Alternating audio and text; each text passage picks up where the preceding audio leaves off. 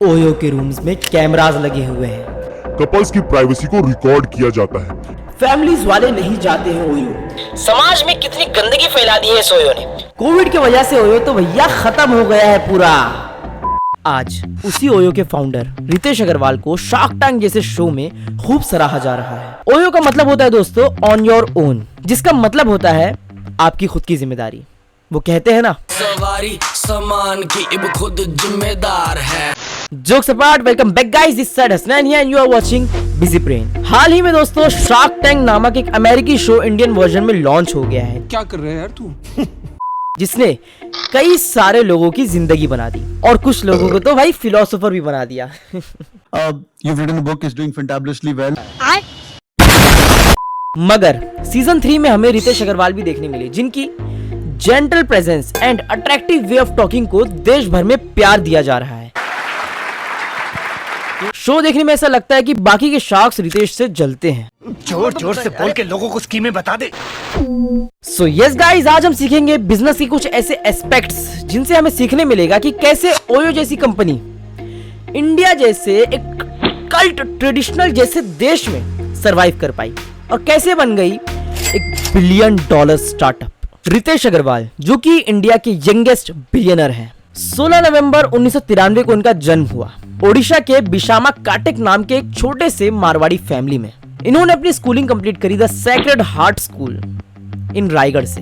देखते ही देखते इनके अंदर एक शौक पनपने लगा कंप्यूटर सॉफ्टवेयर का, और एक अपर मिडिल क्लास फैमिली से बिलोंग होने के कारण इनको एक अपॉर्चुनिटी भी मिली। अर्ली एज में देश घूमने का मौका मिला, जहां पर इन्हें टूरिस्ट मार्केट में गैप देखने मिली। What? होटल रूम्स की। दोस्तों ज्यादा नहीं, आज से 10 से 15 साल पहले सोचो, क्या कभी आप लोगों ने सोचा था कि आप अपने घर से बैठे बैठे कहीं पे घूमने जाने से पहले ही होटल रूम्स अपने कंफर्टेबिलिटी के हिसाब से बुक कर पाओगे, अपने प्राइसेस के हिसाब से देख पाओगे, अपनी चीजों के हिसाब से वहां पे देख पाओगे भैया एसी अवेलेबल है कि नहीं है, साइज क्या है रूम का, बेड कितने के लिए अवेलेबल है? नहीं ना। लेकिन जिन्होंने सोचा था उन्होंने ये चीज प्रैक्टिकली करके दिखा भी दी। एंड उस कंपनी को स्टार्ट करने के लिए रितेश अग्रवाल ने अपनी खुद की कॉलेज से भी ड्रॉप आउट ले लिया। Then he started his own company in 2012 with the name of ओरेकल स्टेज। जी हाँ, जिन्हें नहीं पता उन्हें मैं बता दूं कि ओयो का पहले नाम ओरेकल था, बाद में 2013 में इसे चेंज कर दिया गया ओयो रूम्स के नाम से। In between this time Ritesh Agarwal को फंडिंग मिली $1 लाख की। वो भी किससे पता है?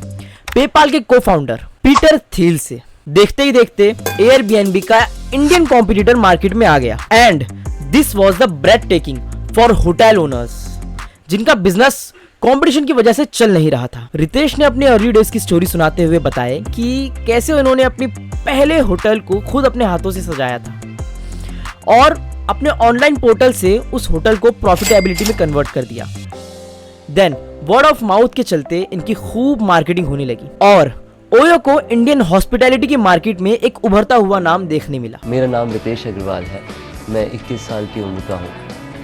मैं इस समय ओयो रूम्स नाम की कंपनी चलाता हूँ। मैं इसका फाउंडर और सीईओ हूँ। Hey, the guy you see next to me is the world's youngest billionaire and he's not even 30.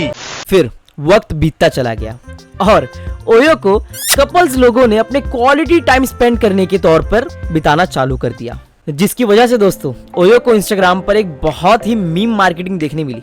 Then Ritesh Agarwal became the youngest billionaire of India with the net worth of 8,000 crore rupees. But चीजें एक जैसी हमेशा नहीं रहती दोस्तों। आज अच्छा वक्त है तो कल बुरा वक्त भी आएगा, कल बुरा वक्त है तो फिर परसों अच्छा वक्त फिर से आ जाएगा, है ना। फिर आ गया कोविड पैंडेमिक का टाइम। आई गेस कि कोविड के टाइम पे मेजॉरिटी स्टार्टअप्स फेल हो गए थे। पैंडेमिक की वजह से ओयो जैसी हॉस्पिटैलिटी के बिजनेसेस पे बहुत इफेक्ट देखने मिला। As an entrepreneur thought process हम जानेंगे कि कैसे ओयो ने इसे ओवरकम किया और खुद को प्रॉफिटेबिलिटी पे लाके खड़ा कर दिया। एंड लास्टली 2023 के एंड में उन्होंने 275 करोड़ रुपीस का प्रॉफिट जनरेट किया है। So the point number 1 is agile business model. OYO ने खुद के बिजनेस के सर्कमस्टेंसेस को चेंज किया, जैसे कि flexibility in booking policies, offering discounts and promoting safety measurements. Point number 2, cost optimisation. OYO ने साथ ही साथ कॉस्ट कटिंग भी करी दोस्तों, जहां पर उन्होंने अपनी कंपनी के बहुत सारे एम्प्लॉयज को ले ऑफ कर दिया, क्योंकि जब धंधा ही नहीं तो फिर एम्प्लॉयज को रख करके खोटा खोटा भाई सैलरी क्यों देना, वो तो एक बेवकूफियत वाली बात हो गई। And renegotiating with hotel partners. Point number 3, diversification. OYO ने पेंडेमिक के टाइम पर लोगों तक अपने होटल को इंगेज कराने के लिए अल्टरनेटिव रेवेन्यू सिस्टम्स को भी इंट्रोड्यूस किया मार्केट में, जैसे कि vacations rentals, long term stage and partnership with health care providers for quarantine facilities. यहाँ पे हमें साफ साफ देखने मिला कि भैया आपदाओं को अवसर में बदलो। Point number 4, data driven decision making. OYO ने पेंडेमिक के बाद दोस्तों data analytics and machine learning पर बहुत ही तगड़ा काम किया है, जिससे कि ओयो को डिमांड पैटर्न समझ में आने लगा। For example, optimising pricing strategies, identifying emerging trends, enabling company to make informed decisions and adapt and changing in market dynamic swiftly। तो दोस्तों ओयो ने इसी हिसाब से कुछ ग्राउंड लेवल पर अपनी कंपनी में चेंजेस किए और फाइनली अपनी कंपनी को प्रॉफिटेबिलिटी पर लाकर खड़ा कर दिया। एंड लास्टली दोस्तों, रितेश अग्रवाल की पर्सनल नेटवर्थ स्टूड अप हो गई $2 बिलियन में। So yes guys, I hope आप लोगों ने बहुत कुछ सीखा होगा ओयो के इस उतार चढ़ाव के दौर से, जिससे कि हमें सीखने मिलता है कि चाहे वक्त हमें कितना भी लाचार कर दे, तब भी हमें मार्केट में डट कर खड़े रहना है और सभी दिक्कतों का डट कर सामना करना है। सो यस गाइज, इस वीडियो से अगर आप लोगों को जरा भर भी सीखने मिला हो तो इस चैनल को सब्सक्राइब करिए, बेल आइकन दबा देना और इस वीडियो को जितना हो सके उतना शेयर करो अपने फ्रेंड्स, फैमिलीज और दोस्त यार, रिश्तेदार और अपने स्टूडेंट्स और टीचर्स में भी।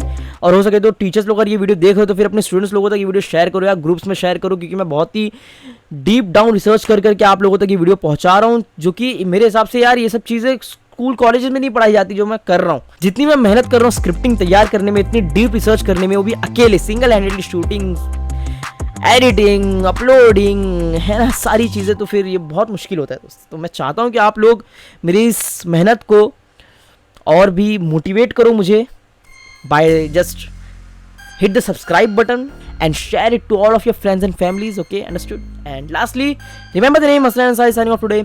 खुदा हाफिज़ दोस्तों, चलो चलते हैं।